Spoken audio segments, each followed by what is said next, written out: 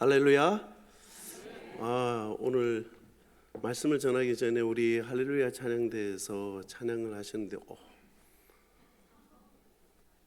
여러분들 그 선교사들의 특권 중에 하나가 이제 교회를 여러 교회들을 다녀볼 기회가 있잖아요. 아무래도 그래서 예배 때 가운데 이제 교회들마다 이제 찬양대가 있거든요. 그래서 특송을 하는데 제가 오늘 우리 할렐루야 찬양대 찬양을 들으면서 지금까지 제가 그래도 지난 3년이 넘는 동안 한국에서 여러 교회들을 다녔는데요. 그 가운데 죄송합니다. 탑3 안에 들어요. 진짜 아니 너무너무 좋네요. 찬양곡도 너무 좋고 이거를 우리 내 영혼이 우리 늘 부르는 찬양이에요. 저는 그 찬양인 줄 알았는데 보니까 장구가 있더라고요. 그래서 이게 뭔가 오늘 좀 특별한 날인가 이렇게 했는데 아니나 다를까 장구도 너무너무 잘 치시고 그러면서 오늘 지휘자님 저분 전공하신 분이죠.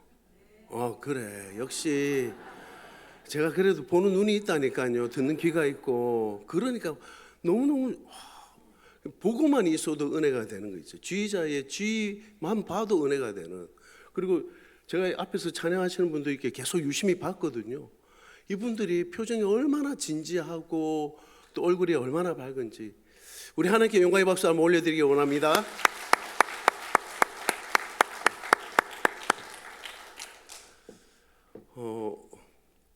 오늘 이제 찬양위원회 헌신 예배입니다. 찬양위원회 헌신 예배라고 하면 일반적으로 이제 찬양과 관계되시는 분들이 안 오시겠습니까? 찬양을 전공을 하셨다든지 아니면 음악을 전공하셨다든지 여러 가지로 볼 때에 저는 사실 그런 사람이 아닙니다. 저는 음악을 전공한 사람도 아니고요. 물론 찬양은 어릴 적부터 좋아했지만 말 그대로 우리 지휘자님처럼 전공한 사람이 아닌데 오늘 찬양위원회 헌신 예배로 왔다. 이건 이제 뭐 몇 가지 우리가 이제 생각해 볼 수 있는 게 있겠죠. 이 선교사님은 찬양을 아주 좋아하고 또 찬양 사역을 오랫동안 했다라고도 이해를 하실 수 있겠고요. 무엇보다도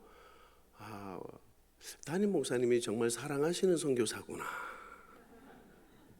어떻게 하든지 간에 한번 이제 다음 주 우리 장로님 말씀하신 것처럼 제가 이제 다음 주에 선교지로 돌아가는데 선교지로 가기 전에 어떻게 하든지 한번 교회 앞에서 말씀을 전하고 사역을 나눌 수 있도록 기회를 줘야 되겠다. 제가 그런 사람입니다. 제가 우리 담임 목사님으로부터 특별한 사랑을 받는 사람입니다. 얼마나 감사한지요. 인도네시아에서 사역하는 윤상혁 선교사입니다.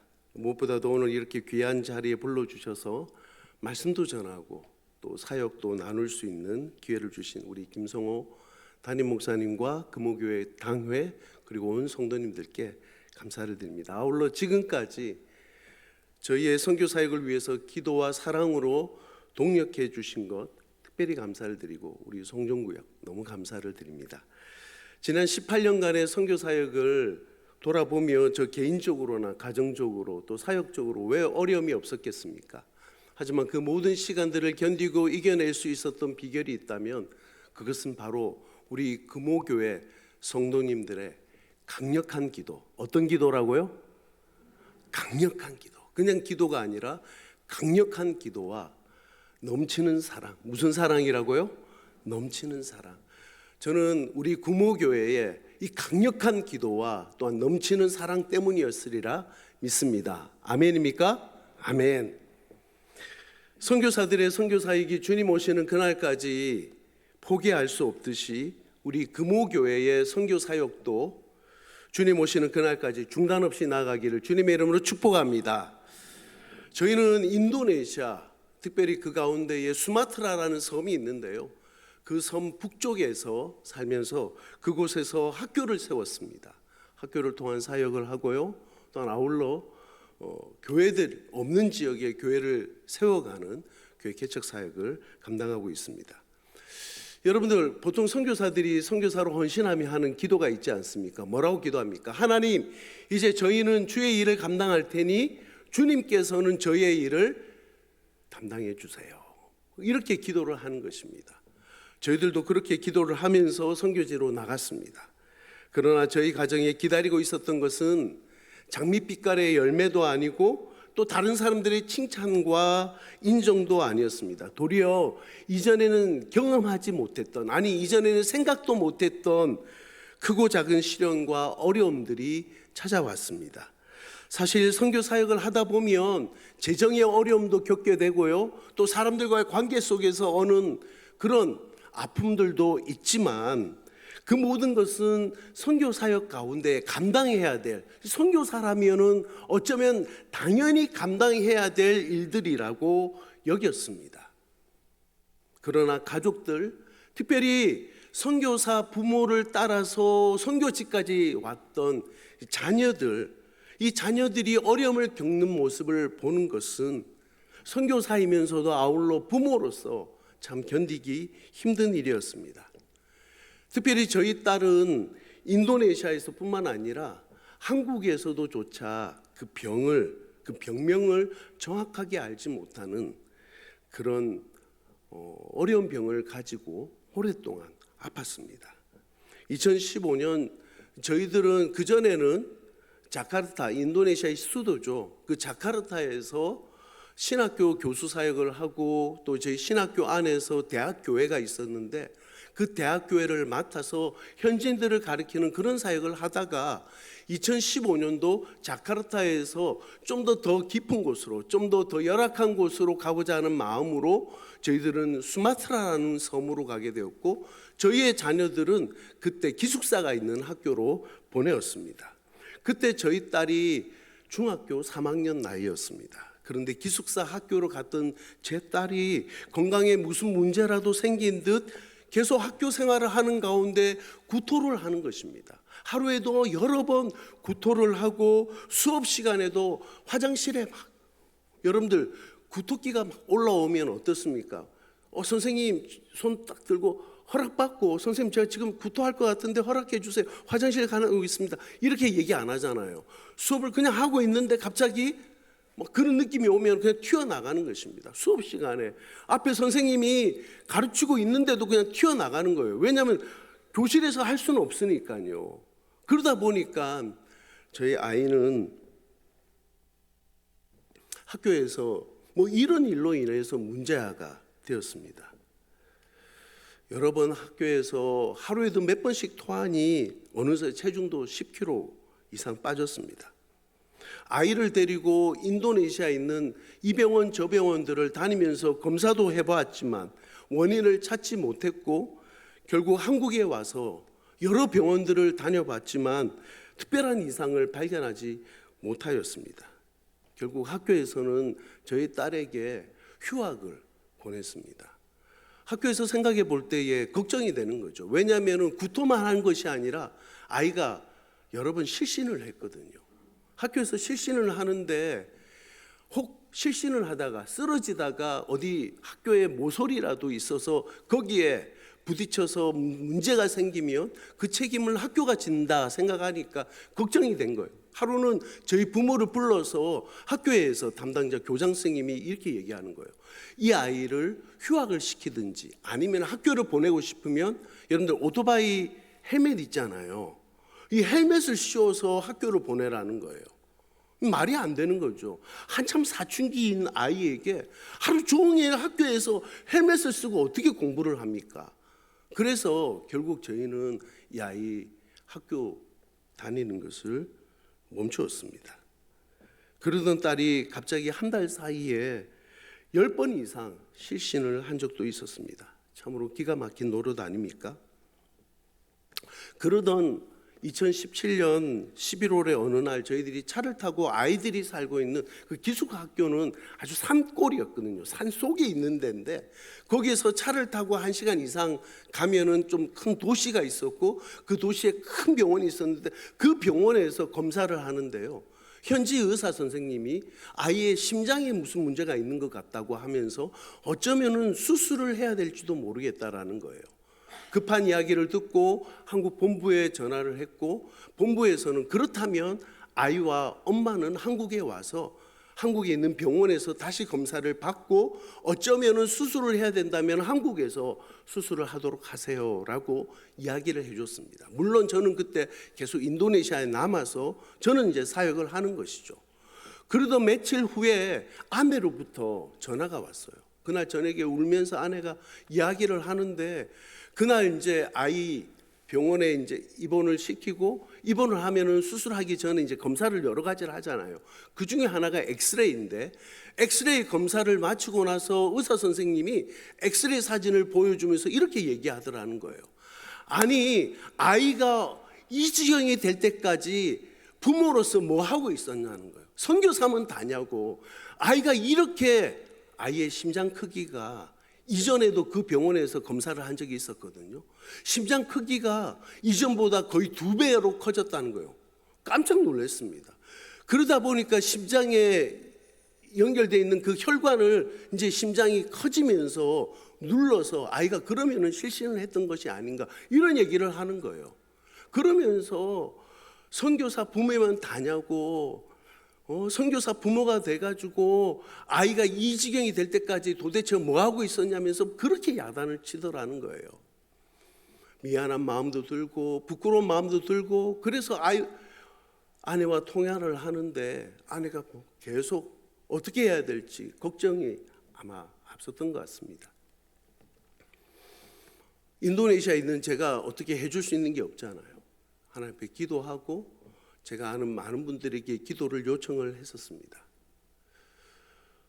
그러고 나서 이제 본부에 말씀을 드렸더니, 본부에서 만약 그렇다면, 아이가 이 정도 상황이라면 윤성 교사님도 한국에 들어와서 어쩌면 수술을 해야 된다면 아이 곁에 있으면 좋겠다라고 허락을 해 주셨습니다.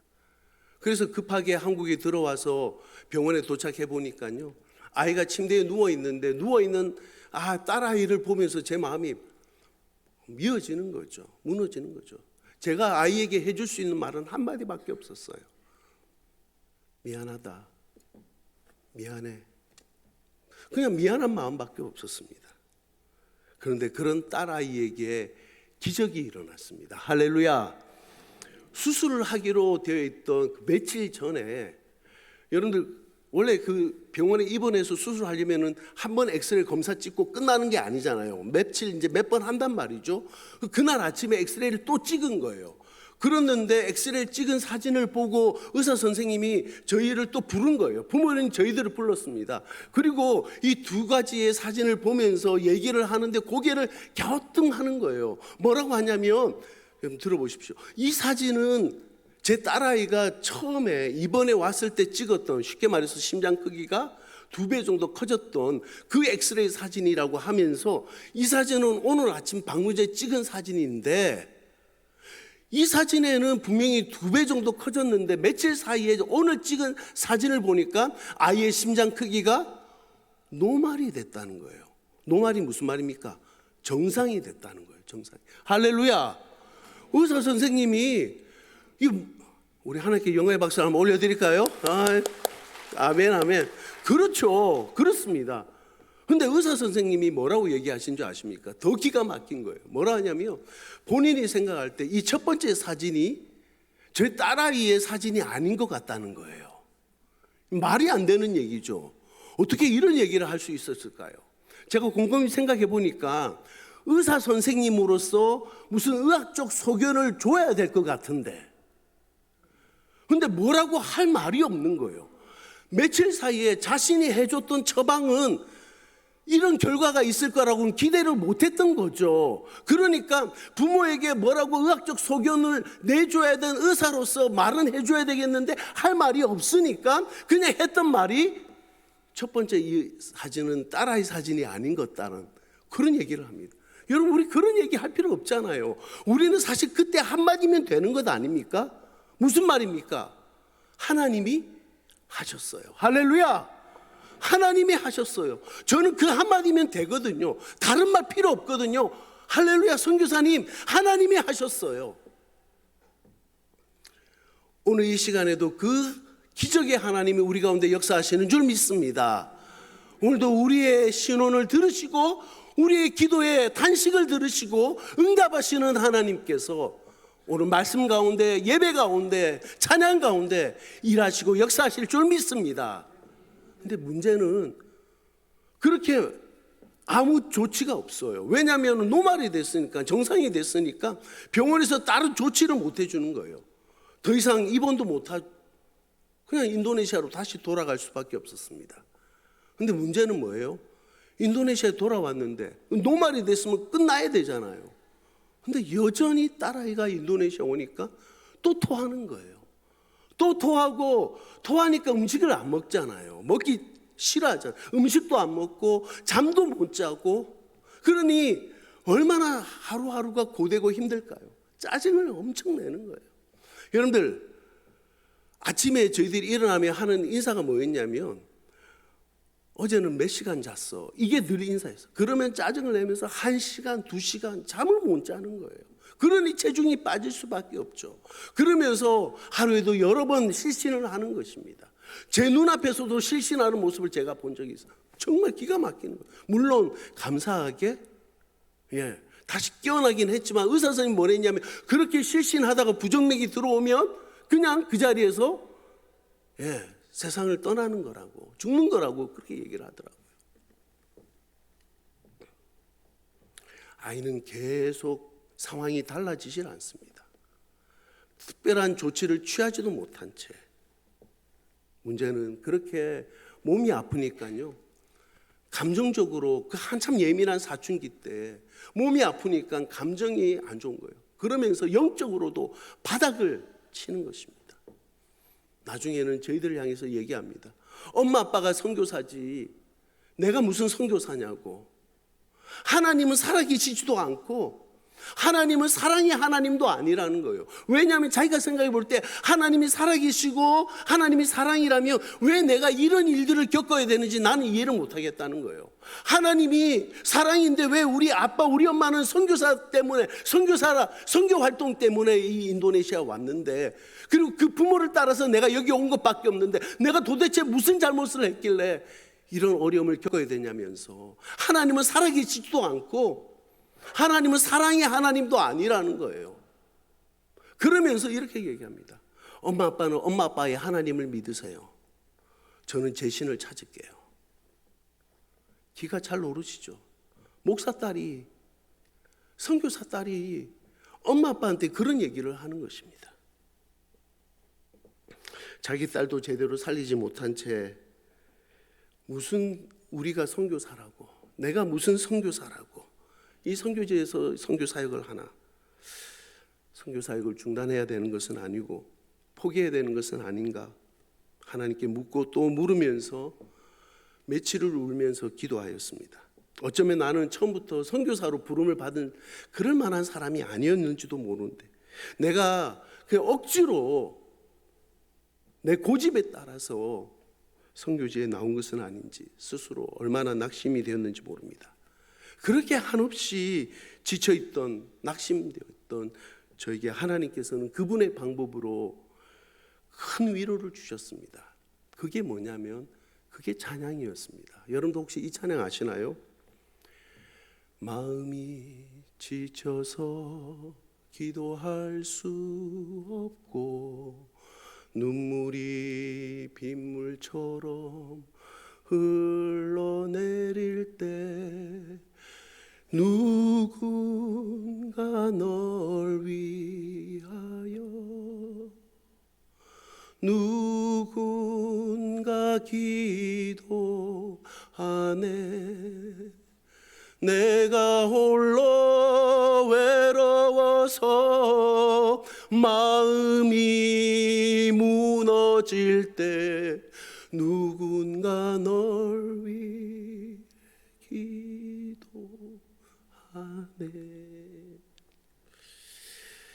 이 찬양을 한 번 부르고 두 번 부르고 세 번 부르고 5번 부르고 10번 부르고 10분 부르고 30분 부르고 이 찬양을 수없이 부르고 울고 부르고 울고 울고 부르고,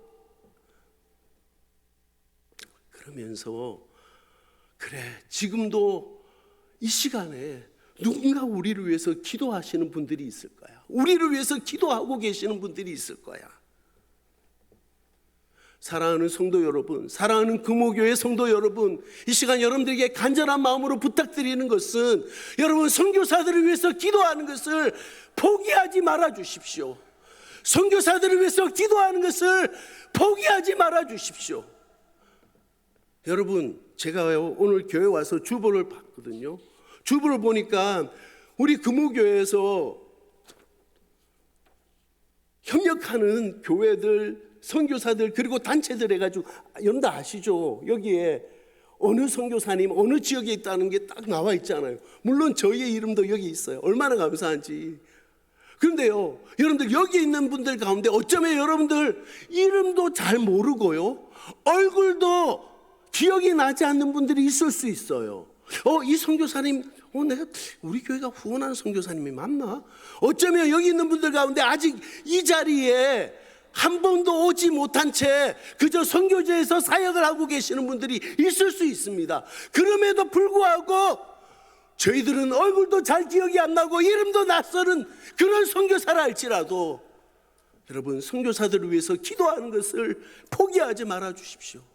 왜냐하면 여러분들이 기도할 때 죽어가는 선교사들이 살아납니다. 깨어져가는 선교사들의 가정이 회복됩니다. 막혔던 선교사들의 사역의 문이 열리는 것입니다. 할렐루야. 그날 저녁 그랬어요. 이 찬양을 부르고 또 부르면서 누군가 널 위해 기도하래, 누군가 널 위해 기도하래. 내가 지쳐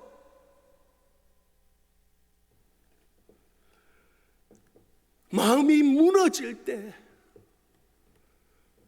누군가 널 위해 기도하네. 이 찬양을 부르면서 하나님만 붙들었습니다. 하나님만을 붙들었습니다. 사랑하는 금호교회 성도 여러분, 특별히 찬양위원회 여러분, 여러분들도 어떤 환경에서도, 심지어 어려움과 환난 가운데서도 원망 대신 노래하시기를 주님의 이름으로 축복합니다. 고난이 왔을 때라도 불평 대신에 찬송하시기 바랍니다. 찬송하는 자에게는 반드시 승리가 있습니다. 여러분, 오늘 우리가 함께 읽었던 본문 3절에 보면요, 사도 바울이 이렇게 고백합니다. 찬송하리로다, 찬송하리로다. 저는 우리 금호교회 찬양위원회 헌신예배 설교를 부탁받고 말씀을 묵상하는데 이 구절이 딱 생각이 나는 거예요. 찬송하리로다. 여러분, 이게 무슨 의미인지 아십니까? 다른 말로 풀어서 설명하면 무슨 말입니까? 어찌 찬양 안 할까? 찬송하리로다. 그 말은 내가 어떻게 하면, 왜 내가 찬양을 안 하면서 살 수 있나, 이 얘기 아닙니까? 우리 경상도 사투리로 한번 해볼까요? 어찌 우리가 찬양을 안 하겠노? 어쩌든둥 우리가 찬양을 해야 될 거 아이가? 어찌 우리가 찬양을 안 할까? 근데 오늘 그 이유가 궁금하지 않습니까? 도대체 사도 바울은 그의 삶 가운데 어떤 믿음이 있었길래, 여러분 찬송하는 사람은 믿음이 있는 사람이잖아요. 믿음이 있으니까 찬양하는 것 아닙니까? 근데 그 믿음이 어떤 믿음이었습니까? 세 가지 이유였던 것을 보게 됩니다. 첫 번째는요, 3절입니다. 3절 말씀 한번 볼까요? 찬송하리로다. 그는 우리 주 예수 그리스도의 하나님이시요 자비의 아버지시요 모든 위로의 하나님이시. 사도 바울이 하나님을 찬양하지 않을 수 없었던 이유, 어찌 내가 찬양하지 않을까? 나는 찬송한다 고백했던 첫 번째 이유는 바로 하나님만이 위로가 되시기 때문입니다. 하나님만이 위로가 되시기 때문입니다. 우리가 아는 찬양 가운데 이런 찬양 있잖아요. 피난처 있으니 환난을 당한 자 이리 오라. 여러분들 혹시 이 찬양도 아십니까? 하나님은 우리의 피난처가 되시며. 오늘 우리 하나님은 우리가 고통당할 때 모른 척 외면하지 않으시고 우리의 눈물을 닦아주시며 우리의 마음을 위로하시는 위로의 하나님 되심을 믿으시기를 주님의 이름으로 축원합니다. 둘째로 우리가 찬양하지 않을 수 없는 이유는, 우리가 찬양할 수밖에 없는 이유는 두 번째는 바로 하나님의 영광을 드러내기 때문입니다. 4절 말씀도 같이 한번 읽어보겠습니다. 4절 말씀입니다.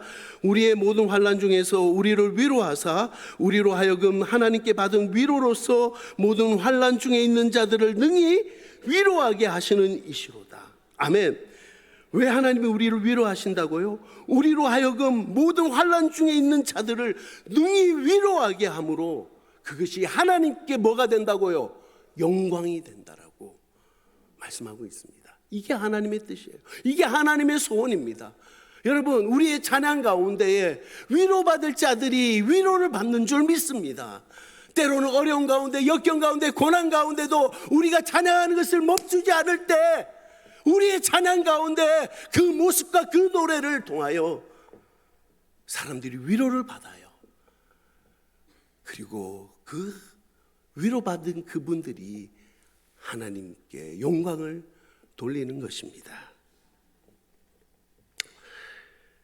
여러분들을 통하여, 저와 여러분들을 통하여 위로가 필요한 자들에게 위로를 줄 수 있다면 그것이 하나님께서 영광을 받으실 줄 믿습니다. 그러한 우리 금호교회 성도님들 되시기 주님의 이름으로 축원합니다. 마지막으로 세 번째, 우리가 찬양하지 않을 수 없는, 우리가 찬양해야 되는 이유는 바로 하나님만이 의지가 되기 때문입니다. 사도 바울은 고린도후서 11장 23절 이후에 그가 감옥에 갇히기도 했고 매도 수없이 맞고 돌로도 맞아 죽을 뻔했고 타고 가던 배가 3번이나 파손을 당하고 강의 위험과 강도의 위험도 수많은 고난을 당하며 힘에 지나도록 심한 고난을 받아 살 소망까지 끊어졌다라고 고백하였습니다. 놀라운 것은 본문 9절에 고백을 보면 뭐라고 말합니까? 우리 9절도 같이 한번 읽어볼까요? 9절입니다. 준비 시작. 우리는 우리 자신이 사형 선고를 받은 줄 알았으니 이는 우리로 자기를 의뢰하지 말고 오직 죽은 자를 다시 살리시는 하나님만 의지하게 하심이라. 아멘. 자기를 의지하지 않고 오직 하나님만을 의지하게, 하나님만이 나의 의지가 되십니다. 아멘. 사도 바울은 사형 선고를 받은 것 같은 큰 고난과 역경을 당하게 되자 더 이상 자기 자신을 붙들고 있는 것은 무익하다는 사실을 깨달은 것입니다. 저 또한 딸아이로 인해 어려움을 겪으면서 더 이상 나를 의지하지 않고 전적으로 하나님만을 의지하노라 고백하였습니다. 그리고 그 하나님을 찬송하였습니다. 놀랍게도 찬송을 거듭해서 부르는 가운데에 찬송의 깊이가 더욱더 깊어져 가고 마음에는 말로 다할 수 없는 평안과 감사, 믿음 가운데에서 평안과 감사를 주셨습니다. 뿐만 아니라 하나님은 계속해서 저희의 사역의 지경도 넓혀주셨습니다. 우리 PPT 한번 좀 보여주시겠습니까? 앞서 제가 말씀을 드렸는데요, 저희는 북부 수마트라라는 수마트라의 북쪽에서 사역을 하는데 먼저는 교회를 개척해 나가는 사역을 합니다. 그 다음 사진입니다. 그 전에 제가 자카르타에서 신학 교수 사역을 하다가 2015년 9월에 지금 살고 있는 북부 수마트라로 가게 됐는데요, 그때 함께 동역했던 교회들이 9개 교회였고요, 함께 동역했던 동역자들이 9명이었습니다. 그런데요, 그 다음 사진, 2024년 이번 달 5월 달 그 9개 교회가 23개가 되었습니다. 할렐루야. 그리고 그 9명이 지금 현재 28명이 되었습니다. 할렐루야. 제가 오늘 금호교회 오늘 처음 온 건 아니다. 오래전에 왔었는데요, 오늘 제가 금호교회 와서 약간 좀 마음이 섭섭해졌습니다. 오늘 제가 보니까 우리 찬양대 찬양 마치고 나서는 박수도 치시고 그랬는데 오늘 보니까 제가 아니 그게 아니고 들어요. 아니 여러분, 선교사들이 나와서 사역 보고할 때 기쁨과 감사의 제목들이 있으면 그건 선교사 개인의 영광이 아닙니다. 개인의 자랑이 아닙니다. 그거는 교회의 기쁨이요. 할렐루야. 교회의 영광이요, 교회의 자랑인 줄 믿습니다. 선교사들이 나와서 얘기하는 가운데, 간증 가운데 아픔의 이야기 있고 눈물의 이야기 있다면 그건 선교사 개인의 슬픔과 아픔이 아닙니다. 그건 교회의 슬픔이요, 교회의 아픔입니다. 아멘.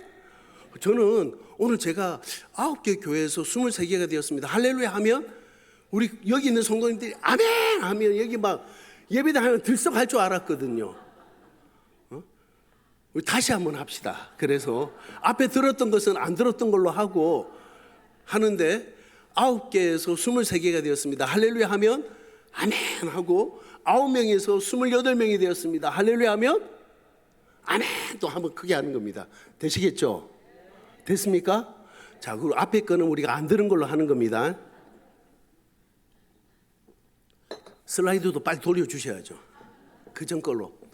네, 그러니까요, 저희가 2015년 이전에는요, 자카르타에서 신학교 사역을 했었거든요. 그러다가 2015년도에 수마트라라는 곳으로 가서 거기서 이제 교회가 없는 지역에 교회를 개척하고 사람들을 훈련시켜야 되겠다, 이런 마음을 딱 갖게 되었는데, 아니 2015년 9월에 갔더니 함께 동역했던 이 교회가 9개 교회였는데요, 이 9개 교회가 23개가 되었습니다. 할렐루야. 그리고요, 할렐루야. 그리고 함께 동역했던 동역자들이 9명이었는데 현재는 몇 명이 됐다고요? 28명이 되었습니다. 할렐루야. 우리 하나님께 영광의 박수 한번 올려드리기를 원합니다. 여기서 저희들은 멈추지 않습니다. 그 다음 사진입니다. 저희와 함께 동역하는 우리 동역자들의 모습들입니다. 그 다음 사진입니다. 저는 지금 갖고 있는 비전이 이제 다음 주, 아까 우리 장로님 말씀하셨지만 다음 주에 저희들이 다시 서역지로 돌아갑니다. 2030년까지 지금 23개의 교회가 이제 50개의 교회로 개척해 나가는 그런 비전을 갖고 있습니다. 그 28명이 50명의 사역자가 될 때까지 달려갈 것입니다. 할렐루야. 일들을 위해서 여러분들 우리 금호교회도 함께 동역해 주시기를 간절히 부탁드립니다. 교회가 없는 지역에 교회를 세우고 그곳에 사역자들을 훈련시켜서 보내는 그 다음 사진입니다. 또 하나의 귀한 사역은 학교 사역인데요, 분이엘 기독학교입니다. 이 분이엘 기독학교 처음에는요 유치원으로 시작을 했어요. 이제 저희가 가서 유치원으로 사역을 시작했는데 유치원 졸업하면서 아이들이 변화된 모습을 보고 부모님들이 선교사님 여기에서 우리 학교를 좀 시작하면 좋겠어요. 학교를 좀 세워주세요. 알겠습니다. 우리 함께 기도하면서 하나님의 도우심을 구하십시다 했는데 하나님의 은혜를 주셔가지고 이 유치원이 그 다음에는 초등학교가 되고 중학교가 되고 고등학교가 되었어요. 지금은요 유치원 밑에 놀이방, 그리고 유치원, 초등학교 1학년부터 6학년, 중학교 1학년부터 3학년, 고등학교 1학년부터 3학년까지 인도네시아 문교부로부터 정식 인가받은 지금 현재 한 300명 정도, 300명이 조금, 왜냐하면 지난 3년 동안 뭐가 있었어요? 코로나가 있었잖아요. 저희 학교는 사립학교거든요. 학비가 작지만 우리가 생각할 때 큰 돈은 아닙니다. 아이가 한 달 학비로 10,000원이지만 그 학비를 못 내서 가난한 부모님들이 아이들을 공립학교로 보내다 보니까 지금 저희들이 한 500명 정도 생각을 했는데 현재로는 한 300명이 조금 안 되는, 하지만 하나님께서 은혜 주실 줄 믿습니다. 그런 학교로 사역을 하고 있습니다. 그 다음 사진입니다. 아울러 아까 지금 제가 말씀드렸잖아요. 지금 현재는 23개의 교회, 28명의 사역자들인데 2030년까지 남은 기간 더 달려갈 것입니다. 23개의 교회가 50개의 교회가 달려갈 수 있도록 달려갈 건데, 그러면 어떻게 돼요? 훈련을 해야 되잖아요. 신학생들, 목회자들을 길러내야 되잖아요. 그래서 지난 2년 전에 저희들이, 아직은 이 매단 장로의 신학교가 비인가 신학교입니다. 이제 제가 들어가면 이 비인가 신학교도 인가를 받을 수 있도록 더 애를 쓰고 노력하고 세워갈 것인데요, 여러분들 일들을 위해서도 꼭 기도해 주시기 바랍니다. 저희 두 가지 기도 제목은 뭐죠? 첫 번째는 우리 학교를 위한 것입니다. 분이엘 기독학교, 그리고 매단 장로의 신학교. 두 번째는 뭐라고요? 교회 개척. 지금 23개가 50개가 돼요. 언제까지요? 2030년까지. 할렐루야. 그리고 2030년까지 28명의 사역자들이 50명이 될 수 있도록 함께 기도해 주시기 바랍니다. 사랑하는 성도 여러분, 이렇게 하나님께서는요 저희의 사역의 지경을 넓혀 주셨을 뿐만 아니라 저희의 딸의 삶에도 기적을 베풀어 주셨습니다. 할렐루야. 엄마와 아빠가 선교사지 자기는 선교사 아니라면서, 엄마 아빠는 엄마 아빠의 하나님을 믿으세요, 나는 내 신을 쫓을게요, 찾을게요 라고 말했던 그 딸이요, 그 딸의 삶에 기적이 일어났습니다. 그 딸아이가 2018년 7월에 예수님을 만났습니다. 그리고 감사하게도 2018년 8월 당시 학교의 배려로 다시 자신의 나이에 맞게 고3의 나이로 학교에 다시 들어갈 수 있게 되었습니다. 더욱 놀랍게도 8월에 학교에 들어간 이후로 졸업할 때까지 기절하거나 쓰러지지도 않았고, 할렐루야, 하루에 5번에서 7번씩 막 토하던 그것도 토하지 않게 되었고요, 식사도 하루 3끼씩 꼬박꼬박 잘 차려 먹고, 잠도 잘 자는데, 여러분 우리 자녀들 가운데 잠 많이 잔다고 너무 야단치지 마세요. 잠자는 아이의 모습을 보는 게 얼마나 감사한지, 잠도 너무너무 잘 자는 아이가 되었어요. 게다가 학교에서는요, 찬양팀 리더로 체프를 인도하였고, 소그룹 리더로 어린 학생들의 멘토로 섬기면서 무엇보다도 매일매일 하나님과 친밀한 교제를 나누었습니다. 그런 딸이 2019년 5월에 고등학교를 졸업했습니다. 졸업식이 있던 날 학교 교장 선생님이 저희 손을 붙잡고 이렇게 얘기했어요. 딸아이를 얘기하면서 딸아이가 졸업하게 되어서 너무 기쁘고 감사합니다. 이 아이는 저희 학교의 자랑이고 하나님의 살아계심을 증거하는 딸입니다 라고 울면서 하나님을 찬양했어요. 할렐루야. 그 딸이 작년 여름에 대학을 졸업하였고요, 올해 3월에 저희 고려신학대학원, 천안에 있는 고려신학대학원 아시죠? 저희 고려신학대학원에 입학하였습니다. 아시는 대로 저희 고신교회는 아직 여자 목사가 없잖아요. 그래도 저희 딸은 지금 신대원을 졸업하고 앞으로 자기도 부모처럼 선교사가 되겠다라고 선교사의 꿈을 키워가고 있습니다. 할렐루야. 여러분 우리 하나님께 영광의 박수 한번 올려드릴까요? 말씀드렸죠.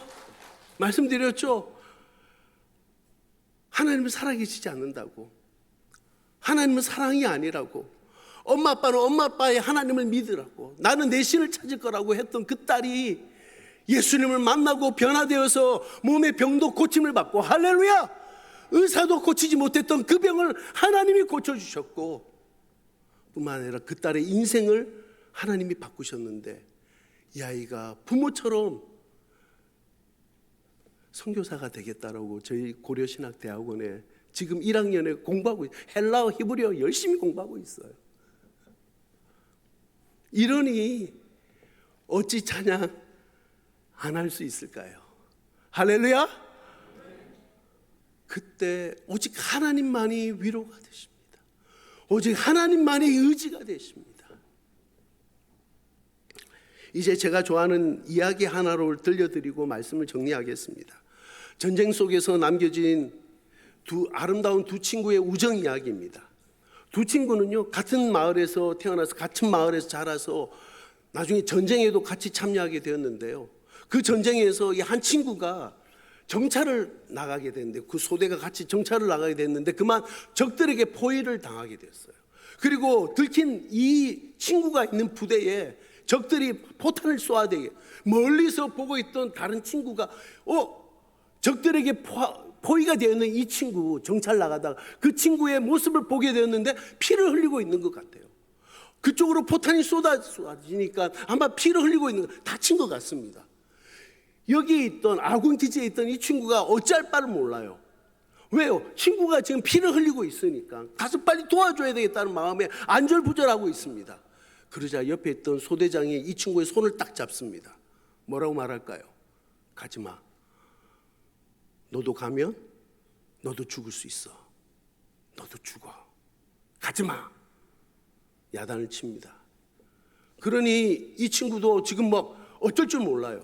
친구를 보니까 피를 흘리고 있고 자신 가고 싶은데 소대장은 가지 말라고 하니 막 안절부절하고 있을 때에 잠시 소대장이 딴 눈을 팔고 있는 그 틈에 이 친구가 잽싸게 아군 기지에서 나와서 친구에게로 달려갔습니다.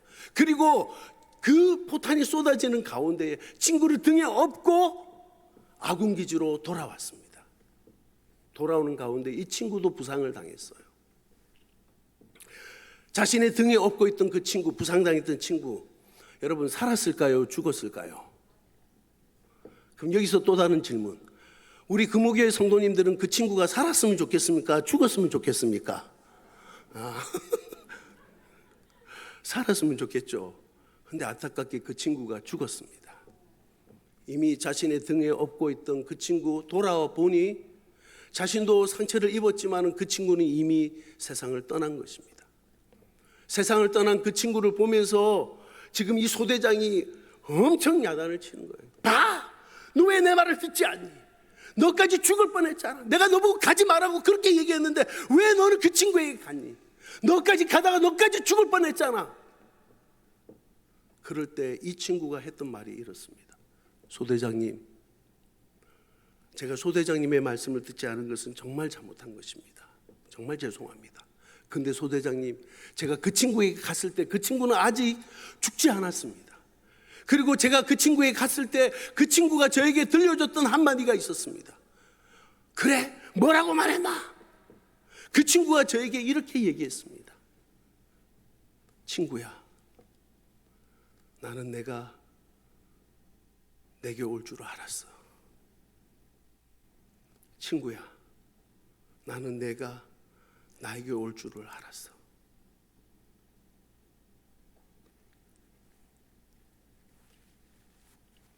사랑하는 성도 여러분, 저희 가정은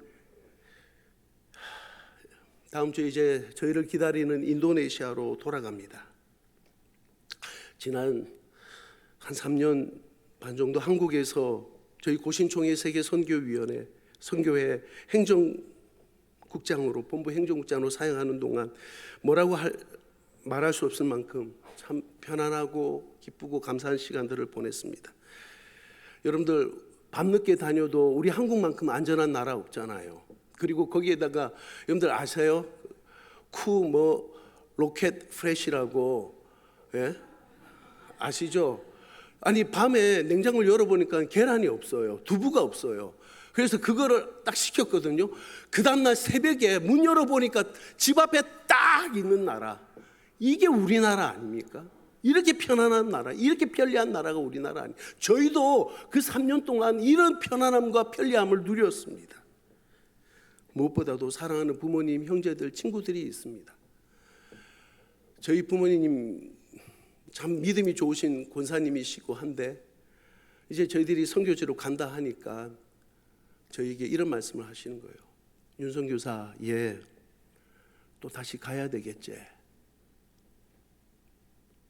또 다시 가야 되겠지. 무슨 말입니까?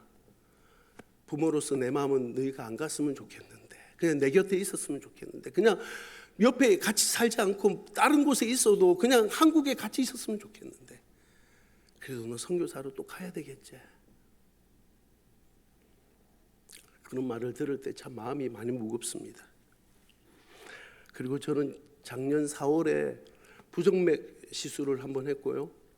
작년 12월에 본부 사역을 마치면서 몸에 혈관 쪽에, 심장으로 들어간 혈관 쪽에 제가 스텐트를 4개를 넣었습니다. 이제 드디어 제가 이제 철이 든 사람이 됐습니다. 예전에 철없이 살다가 이제 좀 철이 들었습니다. 저보다 제 주변에 있는 분들이 걱정을 더 많이 하세요. 진짜 제 기도 제목 하나가 다른 사람의 염려와 걱정을 끼쳐드리지 않는 사람이 돼야 되겠다. 이게 제 기도 제목인데요. 저를 치료하셨던, 시술하셨던 그 의사 선생님도 걱정하시고 부모님들도 걱정하시고 정작 저만 걱정을 안 하면서 사는 것 같습니다. 그럼에도 불구하고 친구야, 나는 내가 올 줄을 알았어. 친구야, 나는 내가 올 줄을 알았어. 소리치는 인도네시아의 교회와 성도들이 있기에 저희는 모든 염려와 걱정을 주께 맡기고 찬송하며 그들에게로 그 땅에 갈 것입니다. 할렐루야! 사랑하는 성도 여러분, 오늘 우리가 읽었던 고린도후서 1장 3절에서 9절 말씀에서 사도 바울은 자신의 고백을 통하여 우리가 어찌 찬양하지 않을 수 없는지를, 우리가 찬양할 수밖에 없는 그 이유를 우리에게 가르쳐주고 있습니다. 세 가지였습니다. 첫 번째는 뭐죠? 오직 하나님만이 우리의 위로가 되시기 때문입니다. 할렐루야! 그리고 우리가 어려움 가운데서도 하나님을 찬양할 때에 우리를 통하여 위로받는 자들이 있고 그들이 하나님께 영광을 돌리기 때문입니다. 세 번째는 뭐라고요? 하나님만이 나의 뭐가 된다고요? 의지가 되신다라고 고백하였기 때문입니다. 오늘도 우리 금호교회 가운데 하나님의 큰 은혜와 복이 충만하게 임하여 모든 상황과 형편 속에서도 하나님을 높여 찬양하며 온 세계 열방 가운데 하나님을 찬양하는 우리 금호교회 온 성도님들, 특별히 우리 찬양위원회가 되시길 주님의 이름으로 축원합니다. 우리 이 시간 같이 한번 기도하겠습니다.